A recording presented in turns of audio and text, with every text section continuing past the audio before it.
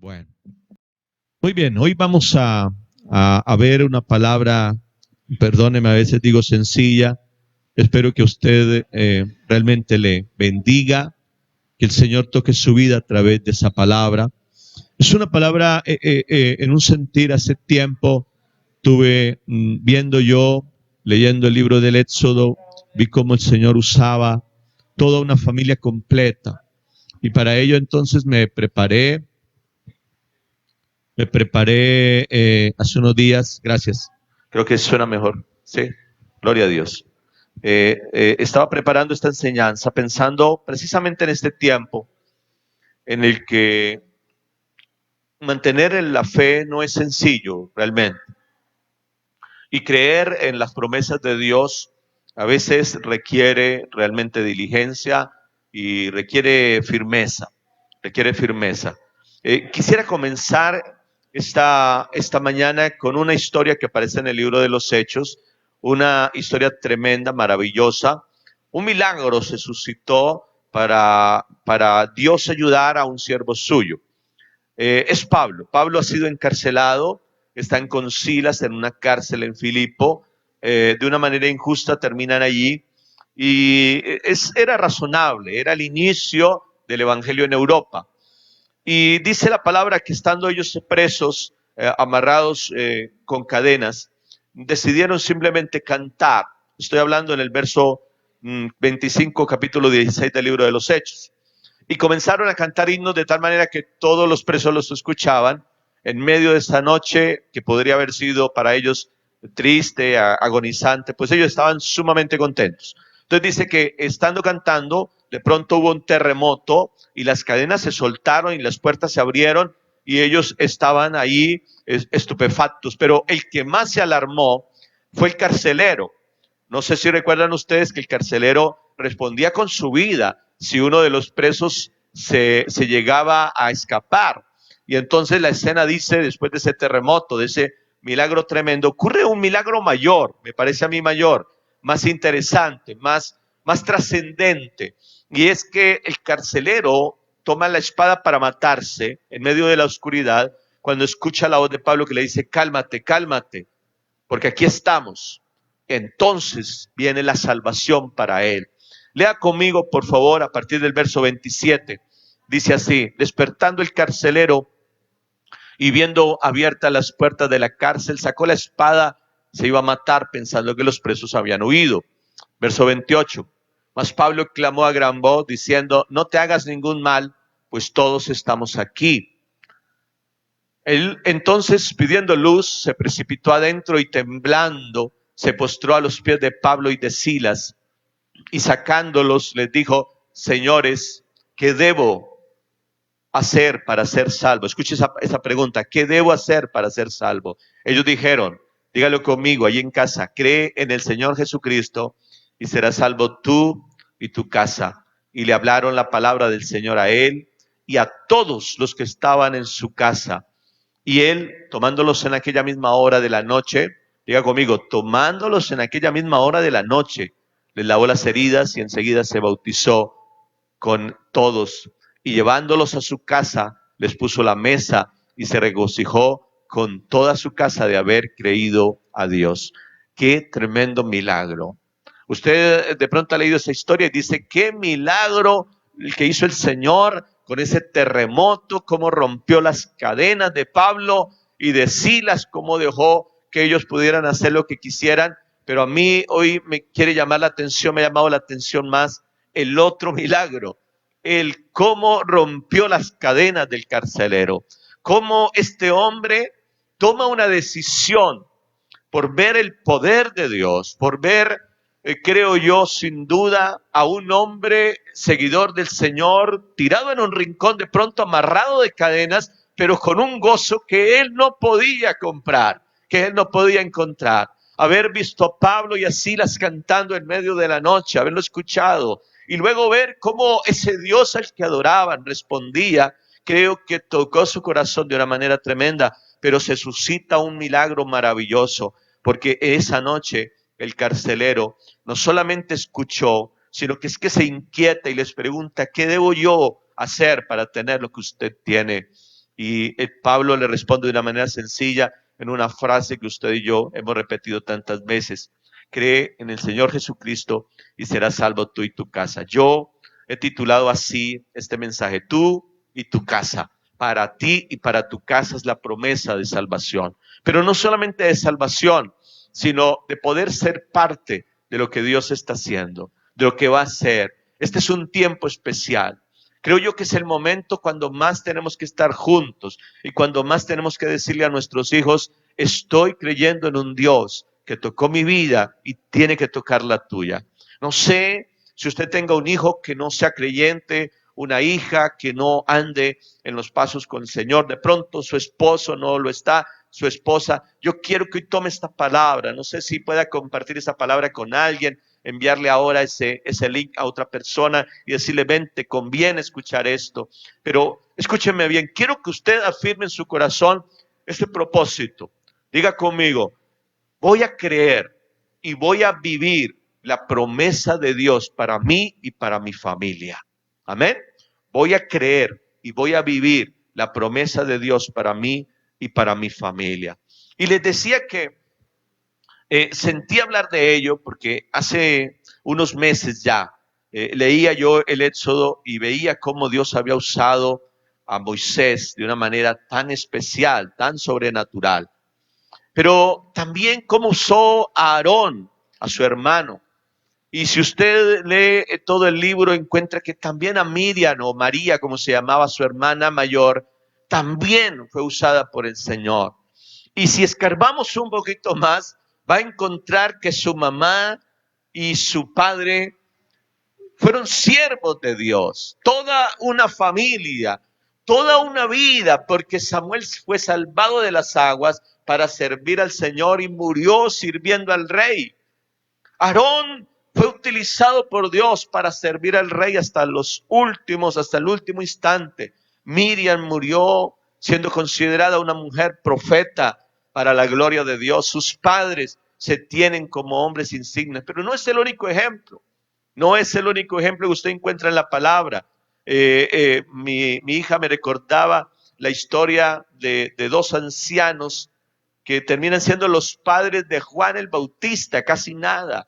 Pero dice la palabra que eran fieles en tiempos tremendos.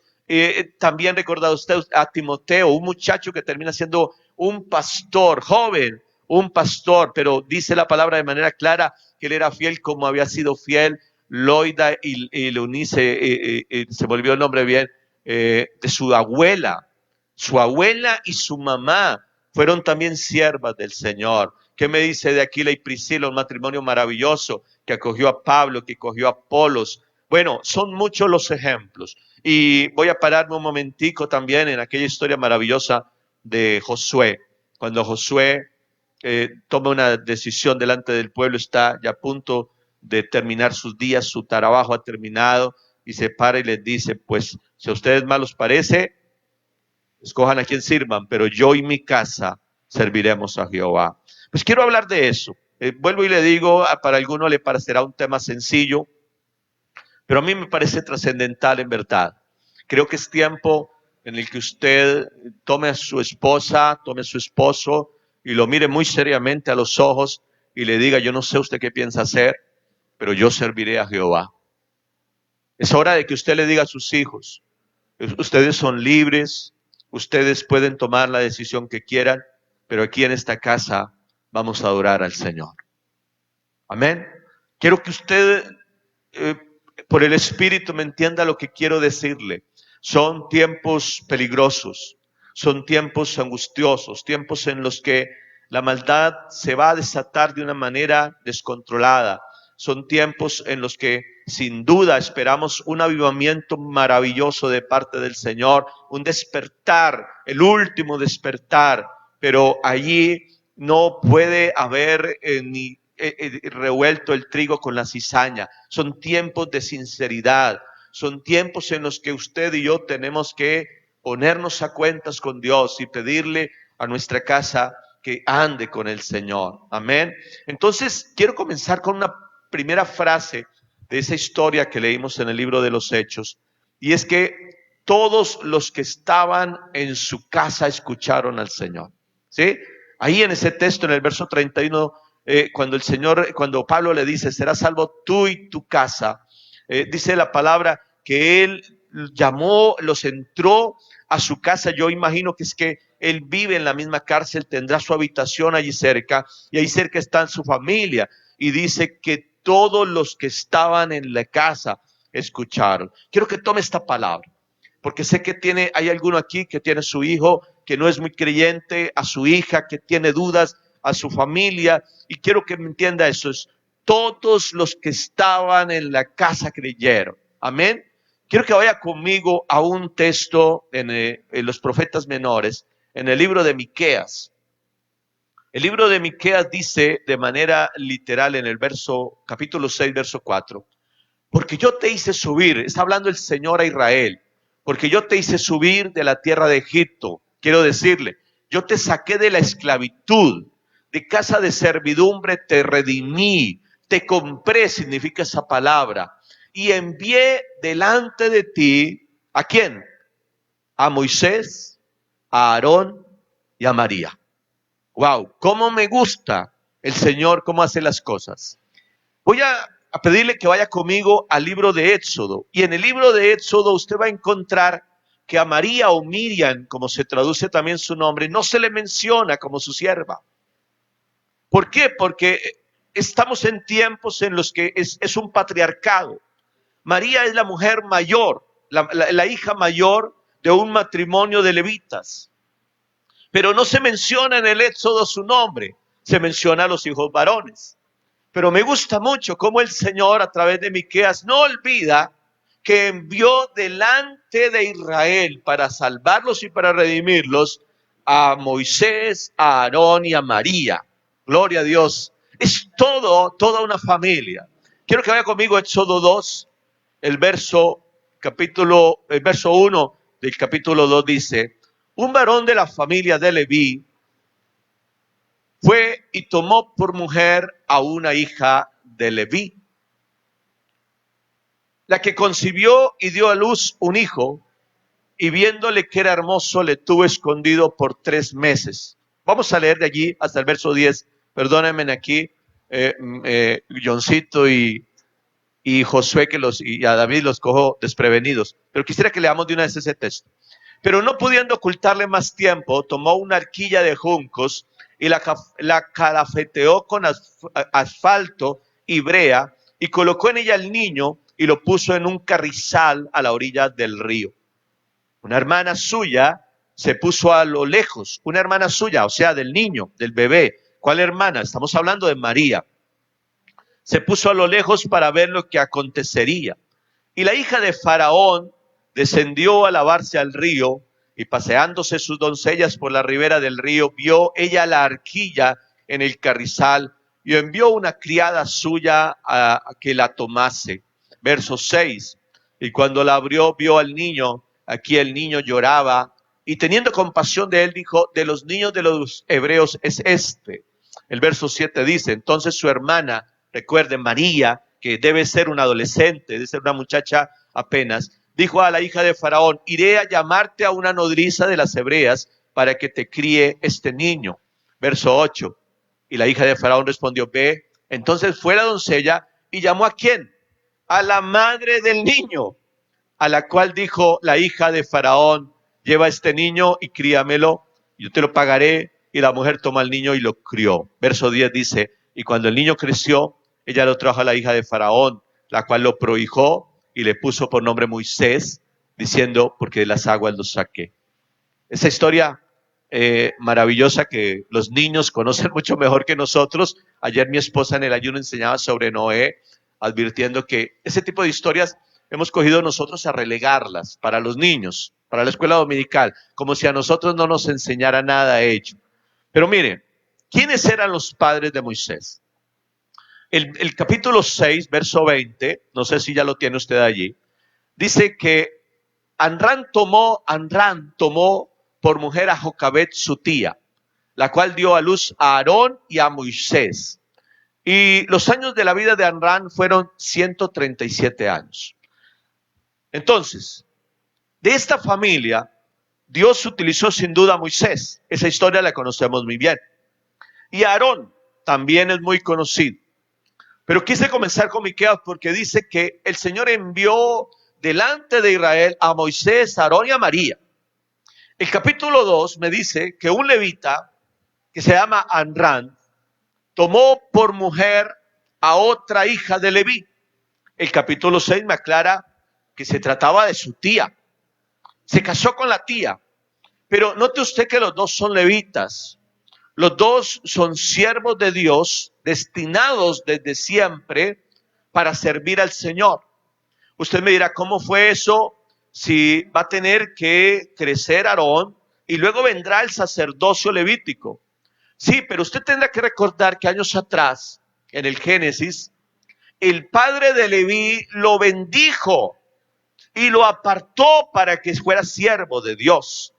Los levitas, todos los nacidos de Leví, serán siervos de Dios, porque su abuelo los consagró y Leví se consagró al Señor.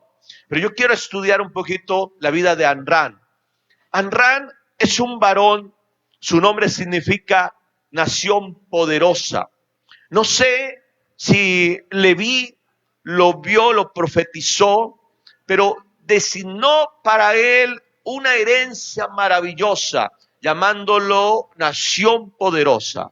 A partir de allí vamos a hablar de dos sacerdocios, el sacerdocio levítico o arónico y el sacerdocio de Melquisedec.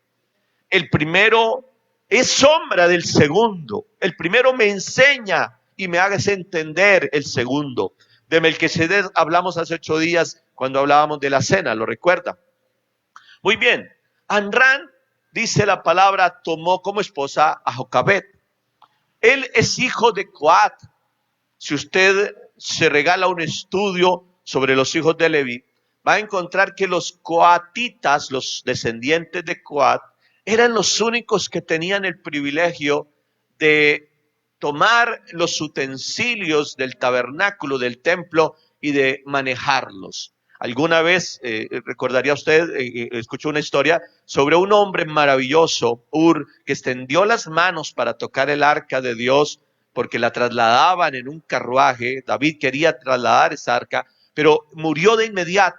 La razón por la que murió fue porque no trasladó el arca como debió haberla trasladado y porque Ur no era coatita. Era solo la familia de los coatitas a los que se les dio el privilegio de manejar, de tocar, de llevar el mobiliario del templo. Amram es un hijo de Coat. Según la tradición oral, los judíos decían que Amram era uno de los 4 Tzadikim. No le puedo traducir esa palabra, se escribe con T, Z-A, Tzadikim, que significa hombres justos, perfectos, que jamás cometieron un pecado. Tremendo esto. Los judíos, la tradición judía, no la palabra, la tradición judía recordaba a Amram o Imran, era el nombre de Moisés, como un hombre perfecto que había caminado con el Señor y que no había conocido pecado. Qué tremendo esto. Uno de 4, seguramente allí estaría Enoch, estaría Noé, y no sé cuál sería el cuarto de aquellos que ellos consideraban como hombres perfectos, como Tzadikim. Amram fue un hombre justo. Algo muy poco se menciona de él. Dice la palabra simplemente en el libro de los Hebreos, en el capítulo 7, el verso 23, dice que junto con su esposa guardaron al niño, aún arriesgando sus vidas. Por la fe, Moisés dice, cuando nació fue escondido por sus padres por 3 meses, porque le vieron niño hermoso y no temieron al decreto del rey. Escúchemelo bien, porque esa última palabra me gusta mucho. No temieron al decreto del rey. ¿De qué decreto estoy hablando? El capítulo 1 del libro del Éxodo dice que cuando Israel creció y se multiplicó en Egipto, como recuerda usted, ellos fueron a vivir a Egipto mientras la hambruna pasaba.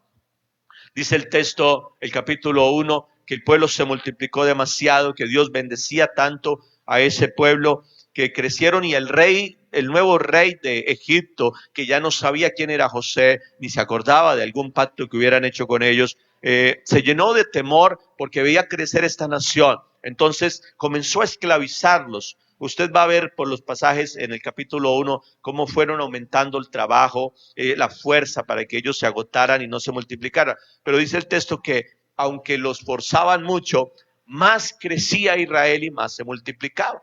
Cada día Dios añadía más su gracia. Usted lo habrá vivido seguramente.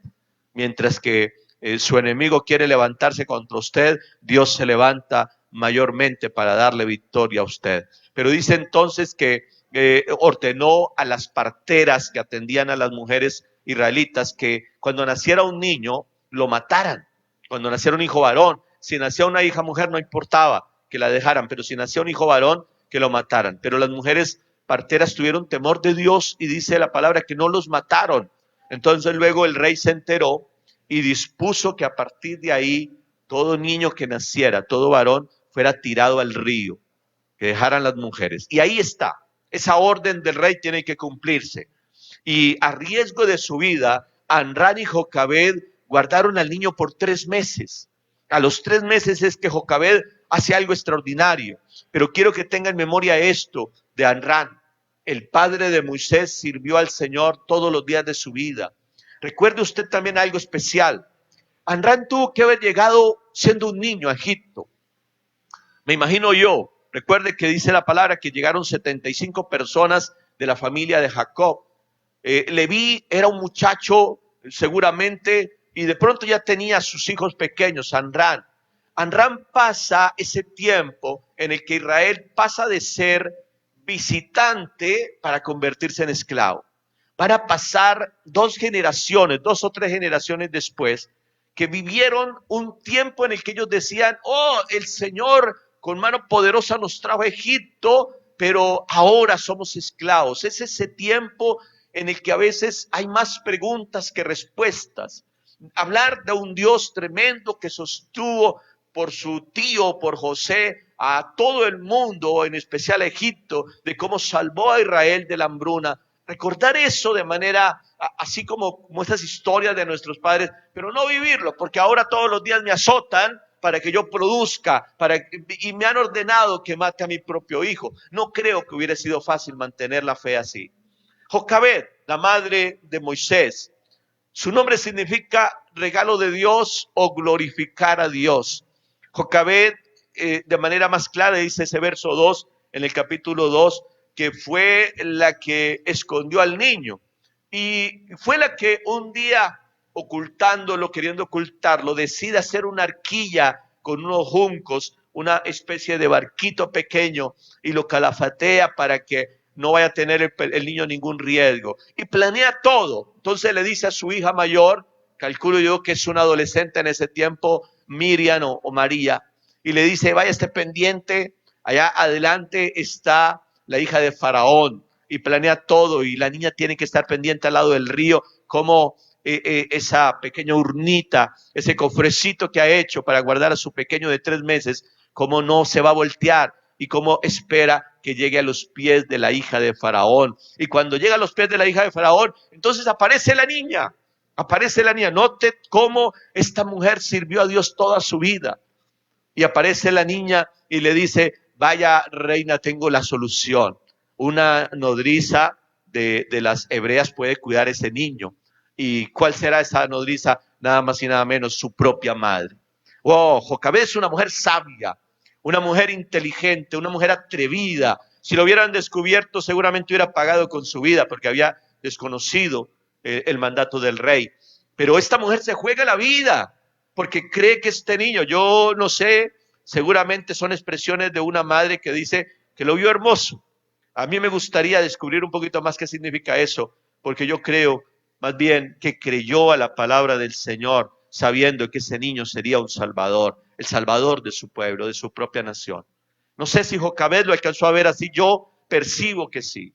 Le sirve al Señor, cree en el Señor y simplemente decide jugársela toda. Cuando su hermana Miriam le dice eso a la reina y la reina le dice, la hija del rey, que sí, pues aparece ella, recibe a su hijo y lo cría ella misma, cubriendo a ese niño del mandato de muerte. Vaya, qué tremenda historia, qué tremenda historia. Pero luego cuando creció dice, va y se lo entrega a la hija del rey para que se críe entonces ahora Moisés como hijo de rey. Escúcheme bien, 2 veces Jocabed entregó a su hijo. Aquella vez que lo pone en esa arquilla a juego de que el agua del Nilo lo hubiera podido ahogar. Lo entrega, lo pone en las aguas y lo suelta. Qué tremendo eso. Y luego, después de que lo cría, yo me imagino que ya es un muchacho, seguramente tendrá unos 10, 12 años, no sé, va y se lo entrega de nuevo a la hija del rey y suelta a su hijo 2 veces. No creo que una mujer pueda ser capaz de hacer esto de esta manera. Pero escúcheme bien, dice también que lo crió, lo educó. Cuando Moisés tiene 40 años, tiene un conflicto tremendo porque sale un día, dice, y encuentra que un egipcio está maltratando a un hebreo y le duele en el corazón porque sabe que son sus hermanos. ¿Cómo pudo sentir eso? ¿Cómo pudo tener esa percepción? Porque su mamá, Jocabed, lo crió en el temor del Señor. Porque es posible que luego en su adolescencia, cuando recibió la educación egipcia, se revolviera muchas cosas en su cabeza, pero se había afirmado una palabra en su corazón. Moisés sabía muy bien que su madre, su propia madre, le había enseñado que había un Dios y ese Dios lo iría a llamar algún día. Tendrían que pasar 80 años para eso, pero una semilla sembrada en el corazón de ese niño que fue salvado de las aguas, dio un fruto tremendo. Jocabed es una mujer extraordinaria, sin duda.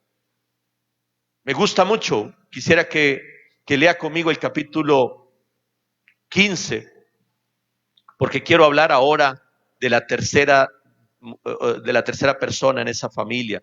Éxodo 15 me dice que cuando cruzaron el Mar Rojo, Moisés y María, su hermana Miriam, hicieron un canto de gozo, un cántico de alegría. No tenemos el tiempo para leer el cántico, pero mire el verso 20.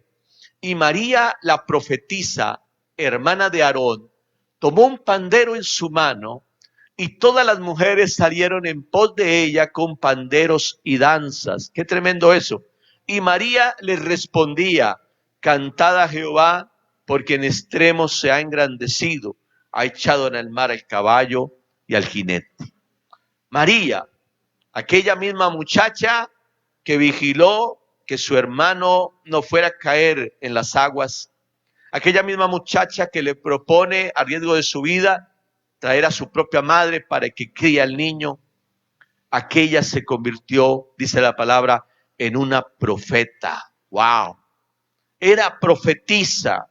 Creo, no sé si me equivoco, pero puede ser la primera vez que se usa esa palabra en la Biblia. Ella abre el espacio para que entendamos que Dios no hacía uso solo de los hombres, sino que Dios utilizaba a todo aquel que se dispone.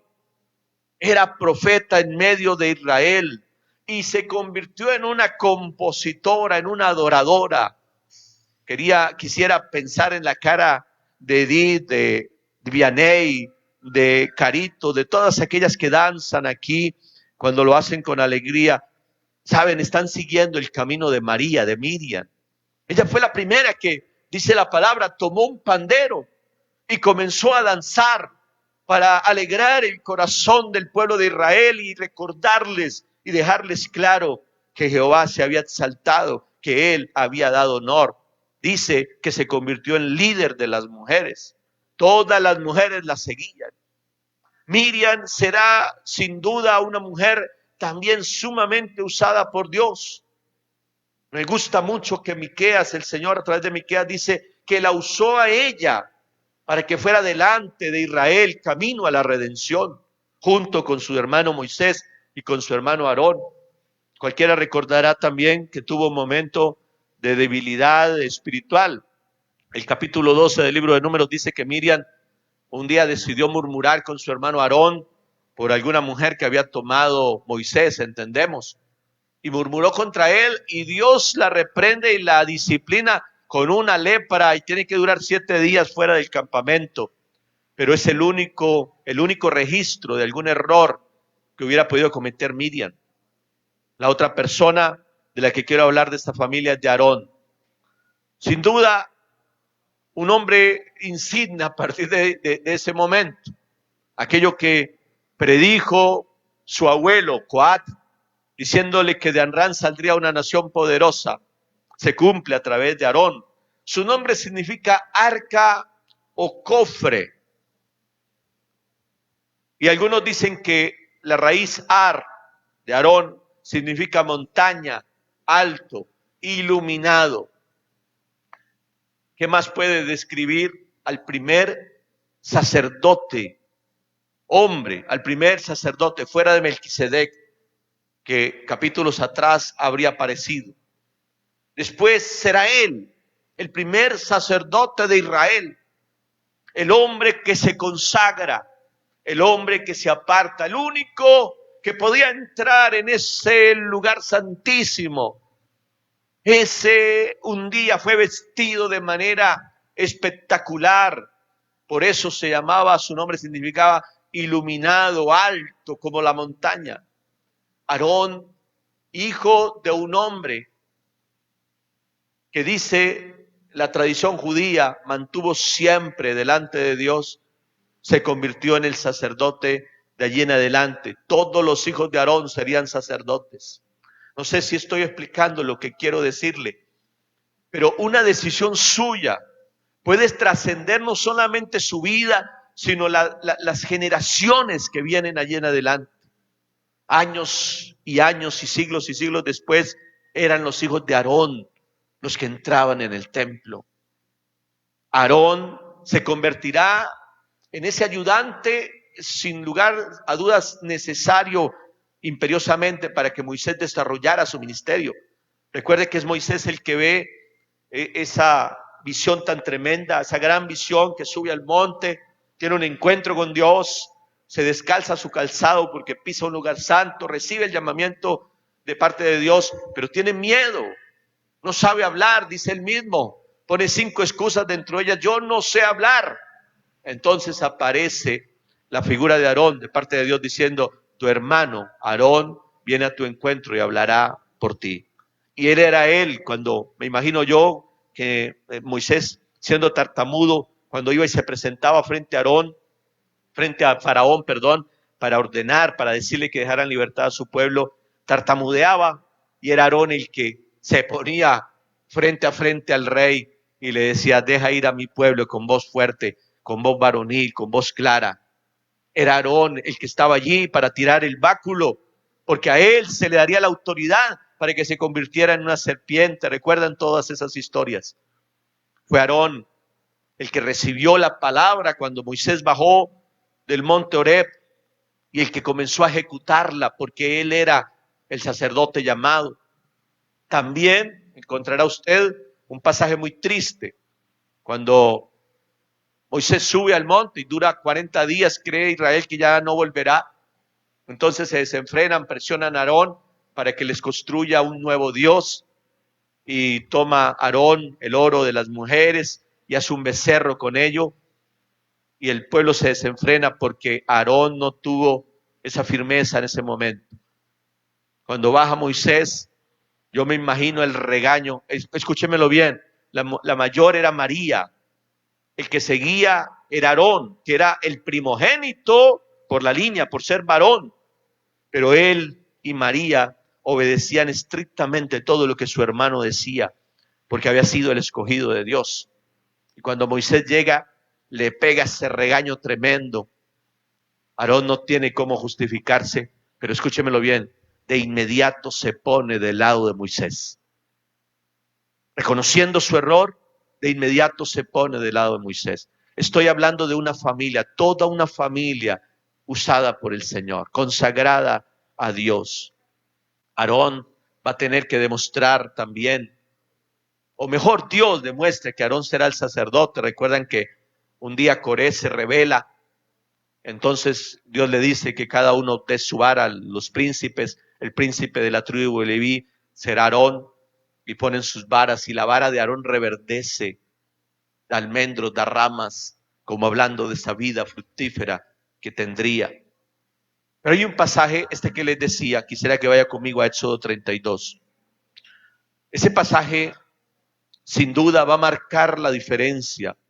Cuando Moisés baja y encuentra el becerro de oro, y cómo se ha vuelto el pueblo de Israel tras los ídolos, dice el verso 25, lo tiene usted allí ya. Y viendo Moisés que el pueblo estaba desenfrenado porque Aarón lo había permitido, para vergüenza entre sus enemigos, se puso Moisés a la puerta del campamento y dijo, dígalo conmigo, ¿quién está por Jehová? Júntese conmigo. Y se juntaron con él. ¿Quiénes? Los hijos de Leví. Ahí estaba Aarón. Ahí estaba Aarón. Y les dijo, así ha dicho Jehová, el Dios de Israel, poned cada uno su espada sobre su muslo, pasad y volved de puerta a puerta por el campamento, y matad cada uno a su hermano y a su amigo y a su pariente. Verso 28, y los hijos de Leví lo hicieron conforme al dicho de Moisés, y cayeron del pueblo en aquel día como 3,000 hombres. Y el verso 29 dice, entonces Moisés dijo, hoy os habéis consagrado a Jehová, pues cada uno se ha consagrado en su hijo y en su hermano, para que él dé bendición hoy sobre vosotros. La consagración, una palabra que a veces no comprendemos bien, pero una palabra que nos hablará sin duda de que es imperioso que usted tome una decisión. Aquel día Aarón y sus hermanos tuvieron que tomar la espada y matar a sus propios hermanos. Fueron de puerta en puerta matando a todos aquellos que participaron. Aún siendo Aarón el que lo permitió, él mismo tuvo que tomar una espada y matar a uno por uno, porque era necesario que la nación de Israel se consagrara y se purificara. Estoy hablándole de algo que alguien mirará como extremo. Pero si usted quiere que usted y su casa sean salvos, va a tener que tomar decisiones firmes, decisiones que pueden implicar la ruptura de una hermandad, de una familiaridad con alguien. Pero escúcheme bien, para bendición, dice ese texto, para bendición de él y de la nación, se consagraron ese día. Si usted, varón, mujer, no es consagrado a Dios, es imposible que afecte a su hermano. Si usted no se aparta para él, es imposible que sus hijos tomen una decisión radical para él. Pero quiero terminar estos ejemplos que estoy tomando. Amram, Jocabed, Aarón, Miriam sirvieron al Señor. Nos quedaría Moisés, el pequeño. ¿Qué podemos decir de él? Casi todo el mundo lo conoce. Un varón que es apartado a los 3 meses nacido, es apartado para ser salvado, para convertirse en el Salvador. Un varón que se cría como príncipe, pero a los 40 años renuncia a su vida como príncipe. El libro de los Hebreos lo narra de una manera maravillosa. Renunció a ser rey porque él podía haber heredado el reino de Egipto. Renunció a ser rey para ser un siervo de Dios. No sé cuántas veces tuvo que Moisés llenarse de paciencia.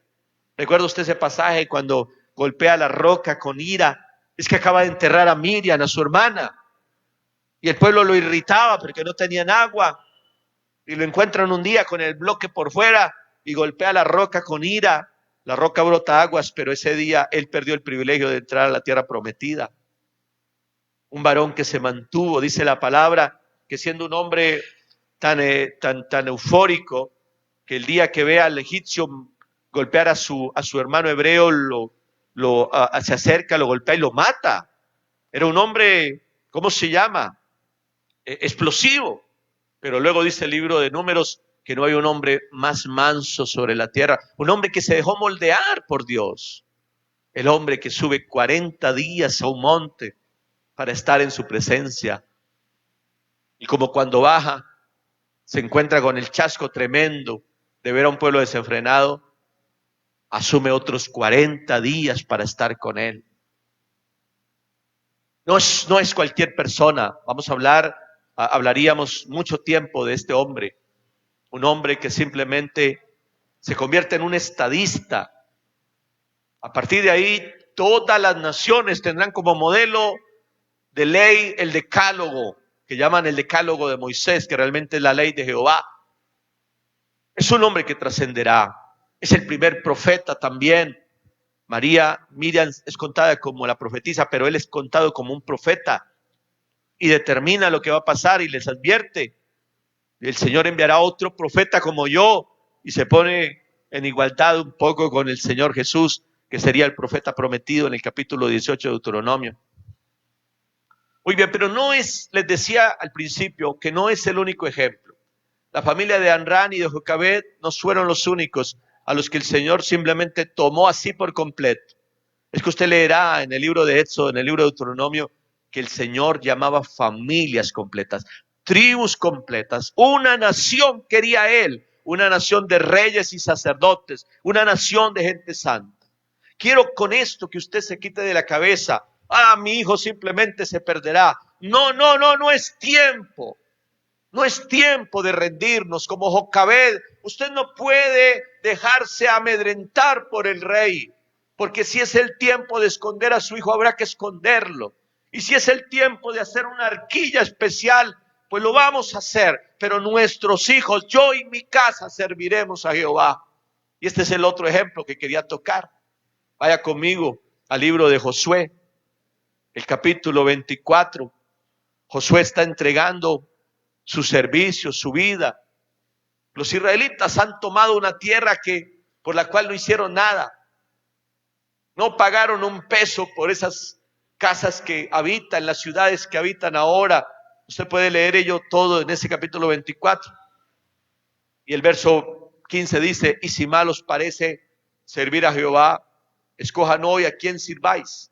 Si a los dioses a quienes sirvieron vuestros padres cuando estuvieron al otro lado del río, o a los dioses de los amorreos en cuya tierra habitáis, pero yo y mi casa serviremos a Jehová.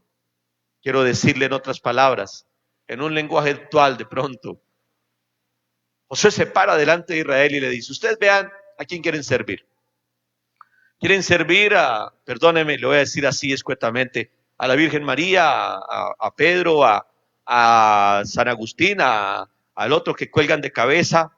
No les gusta eso porque les parece eso religioso. Entonces, si quieren, sirvan al dinero, sirvan a su trabajo, glorifiquen o exalten al monacho ese que sale mechudo, canta ahorita y ya después lo reemplaza. Usted escoja al Dios que quiera, es lo mismo.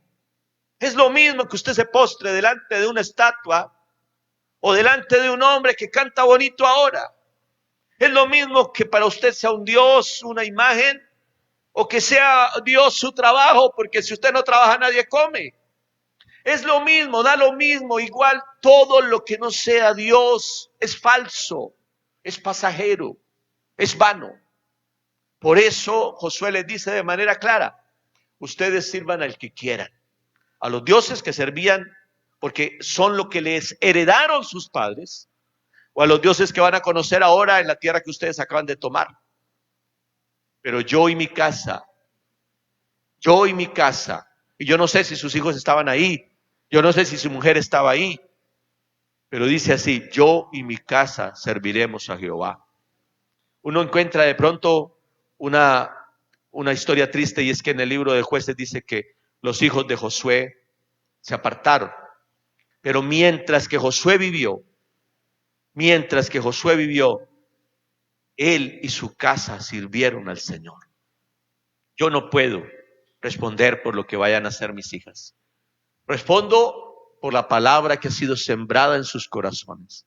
Y confío en que en esa palabra ellas servirán a Dios y dirán a mis nietos que les sirvan al Señor. Y si llegara a tener bisnietos, le dirán a ellos que sirvan al Señor. Porque sé, no en la fidelidad mía ni en la fidelidad de mis hijas o de mi esposa, creo en la fidelidad de la palabra del Señor. Si crees en el Señor Jesucristo, serás salvo tú y tu casa. Otro ejemplo que quisiera no pasar por alto, ya lo mencioné, es el de Zacarías y Elizabeth. Quiero que vaya conmigo al libro de Lucas en el capítulo 1. Loren me hacía caer en cuenta en ello. Yo no lo había determinado así. Uno habla de Juan el Bautista como un hombre tremendo, extraordinario. El Señor dijo que no había un profeta nacido de mujer que se hubiera levantado como él. No había otro como él. Un hombre que vivió toda su vida sirviendo al Señor a una costa de su vida, porque terminó entregando su cabeza por predicar lo que creía que tenía que predicar. Pero la historia no comienza con Juan, la historia comienza con un par de ancianos. Dice así el verso 5, capítulo 1 del libro de Lucas: hubo en los días de Herodes, rey de Judea, un sacerdote llamado Zacarías. ¿Un qué? Un sacerdote de la descendencia de Aarón, aquel que un día se consagró por la sangre de sus propios hermanos. Se llamaba Zacarías, de la clase de Abías. Su mujer era de las hijas de Aarón, también una sierva de Dios, se llamaba Elizabeth. Ambos eran justos delante de Dios y andaban irreprensibles en todos los mandamientos y ordenanzas del Señor. Una ancianita concibió, un par de viejos en un tiempo en que no hablaban los profetas, porque recuerda usted que estamos cerrando ese ciclo que se llamaba los 400 años del silencio. 400 años atrás había hablado Zacarías, Malaquías y Ageo, pero de ahí en adelante Dios guardó silencio. Dios no expresó su voluntad a Israel a través de un hombre. No había quien los guiara. Eran los sacerdotes los únicos que mantuvieron. Pero usted encontrará unas tragedias horribles. Después de Zacarías se encontrará aquel mismo que juzga a Jesús y lo condena, siendo descendiente de Aarón. Pero en tiempos en los que han sido sometidos por los griegos, luego han sido sometidos por los romanos, un par de ancianos confían en lo que Dios les ha dicho. Y dice la palabra, renglón seguido, no lo vamos a leer, pero quiero que usted lo tenga en cuenta allí. Estando ministrando Zacarías al Señor, un ángel aparece y le dice que su esposa concebirá. ¡Wow! ¡Qué tremendo! Si usted sigue leyendo esos pasajes, va a encontrar a Elizabeth, recibir la visita de María, cómo se convierte en una adoradora, compone una canción diciendo, bendita tú entre las mujeres. ¿Recuerdan aquel pasaje que el catolicismo recuerda muchísimo? A Elizabeth y Zacarías consagraron a su hijo, lo reciben como nazareo, lo crían como nazareo y ven desarrollar su ministerio hasta cuando él tiene que menguar para que el Señor crezca. No voy a tomar más ejemplos porque creo que el tiempo no me da, y a propósito vamos a tener que ir acostumbrándonos a que no podemos pasarnos de una hora, ya estamos más que pasados. La próxima semana no sé cómo vamos a hacer, pero quiero ir terminando señalando simplemente qué hicieron estas familias y qué es lo que le invito yo a hacer, y es a consagrarse, a consagrar su familia. El libro de Hechos en el capítulo 16, el verso 33, dice, y él tomándoles en aquella misma hora de la noche,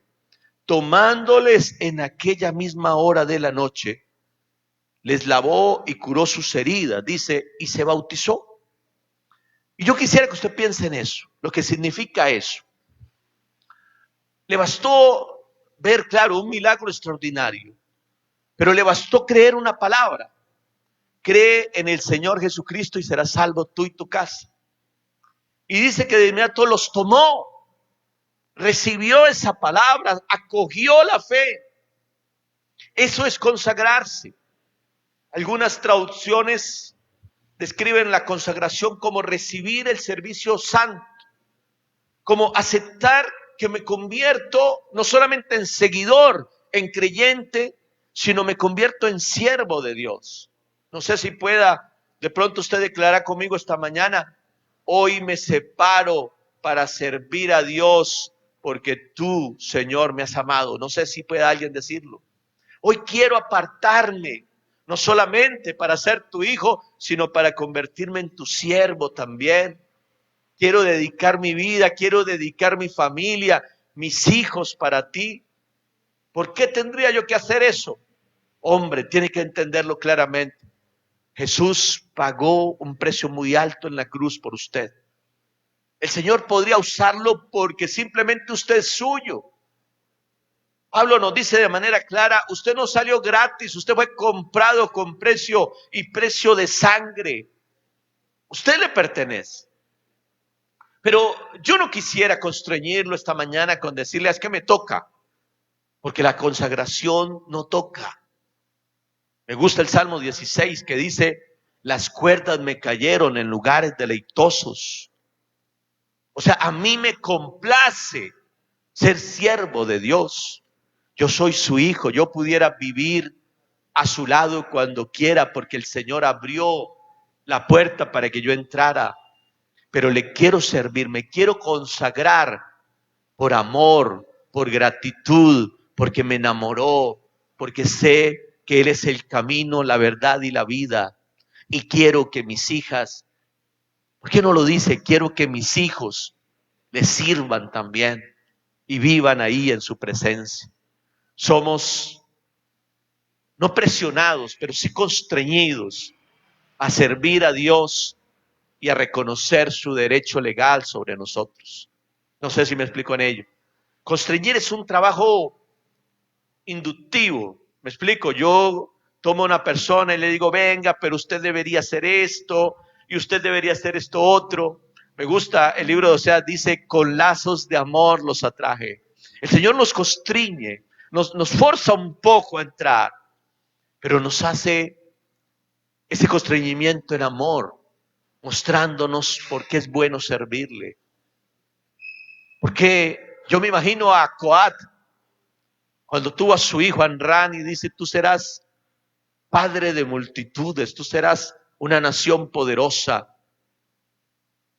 Los aaronitas, los descendientes de Aarón, fueron todos hombres poderosos, porque sirvieron a Jehová. Y quiero tomar un poquito ese pasaje que leíamos en Éxodo 32, cuando veíamos que el pueblo se desenfrenó y Moisés tiene que tomar una decisión muy fuerte. Y es que ese día tenía que saber quién estaba por Jehová. El verso 26 pone así, entre la espada y la pared de Israel. Y se puso Moisés a la puerta del campamento y dijo, ¿quién está por Jehová? Yo quiero transmitirle esa misma pregunta. ¿Quién de ustedes está ahí por el Señor? ¿Quién de ustedes quiere servir a Dios de buena gana? La solución no es más que otra, sino servirle y consagrarnos esta mañana. Apártese usted, por favor. Dígale a su esposa, yo quiero seguir al Señor porque quiero que toda mi descendencia le sirva. El tiempo se me agotó, pero quisiera que recuerde el privilegio tan maravilloso que tuvieron los sacerdotes. El verso 28, capítulo 28 de Éxodo dice que Aarón fue puesto aparte en un lugar exaltado. Bueno, lo tenemos ahí, creo que haremos alcanzar. Harás llegar delante de ti a Aarón, tu hermano, y a sus hijos consigo, de entre los hijos de Israel, para que sean mis sacerdotes, y Aarón y Nadab, Abiú, Eleazar y Itamar, hijos de Aarón. Y el verso 2 dice, y harás vestiduras sagradas a Aarón, tu hermano, para honra y hermosura.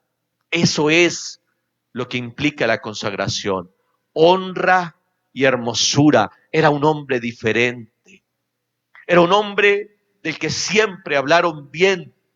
Era un hombre que irradiaba belleza no por su físico, sino por lo que vestía, por su vestido. Una diadema en su cabeza recordaba que había sido apartado para Jehová. Sus vestidos blancos, ese efod sobre su pecho, que recordaba que delante de él iba toda una nación. Sobre sus hombros reposaban aquellas piedras en las que estaban escritas cada una de las tribus de Israel. Alguno dirá, es una carga que yo no quiero soportar. El Señor lo llama honra y hermosura. Y quiero terminar con un texto que usted y yo estudiamos hace unos meses ya. Apocalipsis 1, verso 5, dice: y de Jesucristo el testigo fiel, el primogénito de los muertos y el soberano de los reyes de la tierra, al que nos amó y nos lavó de nuestros pecados con su sangre y nos hizo, quisiera que lo lea allí en casa conmigo, que lo lea con sus hijos, dígalo bien claro, nos hizo reyes y sacerdotes para Dios su Padre, a Él sea gloria e imperio por los siglos de los siglos.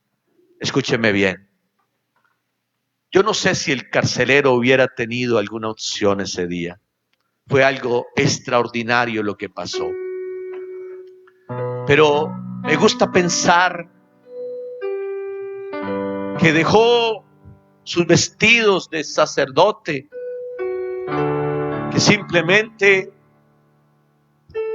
de sacerdote no, perdóneme, de soldado romano, para tirarse a los pies de Pablo y reconocer que necesitaba ese Dios al que él le cantaba. Ese día no me imagino que él se hubiera levantado pensando que cambiaría su vida, porque toda su casa los acogió y los recibió. Quedó registrado en la palabra. 2000 años después, usted y yo hablamos de un hombre que un día simplemente se postró delante de Dios a través de su siervo y le dijo: ¿qué debo yo hacer para ser salvo? Y la respuesta sencilla pero contundente cambió su vida. Cree en el Señor Jesucristo y serás salvo tú y tu casa.